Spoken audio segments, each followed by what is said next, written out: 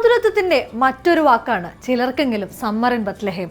ഡെന്നിസിന്റെ ബത്ലഹേമിന്റെ മഞ്ഞുമൂടിയ അറ്റ്മോസ്ഫിയറിൽ ഒരുങ്ങുന്ന നനുത്ത കഥയും ഉള്ളുമൂടുന്ന പാട്ടുകളും ഇന്നും സസ്പെൻസ് പേർന്ന ഒരു പൂച്ചക്കുട്ടിയും.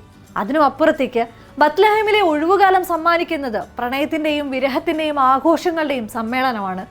ഒരു നായകന്റെ കഥയിൽ മറ്റൊരു നായകനെ കഥാബിന്ദുവാക്കി നിർത്തി ഇരുവരിൽ നിന്നും നായികയുടേതായി തീരുന്ന കഥ അവസാനിക്കുന്നത് 10 മിനിറ്റിൽ താഴെ മാത്രം സമയം വന്നുപോയൊരു നായകന്റെ കഥാർസിസിലാണ്. പല നാളലഞ്ഞ മരി യാത്രക്കിടെ മിഴികൾക്ക് മുമ്പിൽ ഇതളാർന്നു വിരിഞ്ഞൊരുങ്ങി നിന്ന സ്വപ്നം പോലൊരു അനുഭവമായിരുന്നു സമ്മർ ഇൻ ബത്ലഹേം. കാലം മായുമ്പോഴും പഴയ കുസൃതികളിലേക്കും കസിൻസിനൊപ്പമുള്ള തല്ലുകൊള്ളി കാലങ്ങളിലേക്കും അവർ ഒരിക്കൽ കൂടെ പ്രേക്ഷകരെ ക്ഷണിക്കുകയാണ്. ബത്ലഹേമിലെ ഒഴിവുകാലങ്ങളിലേക്കും കുറേയധികം നൊസ്റ്റാൾജിക് മൊമെന്റുകളിലേക്കും.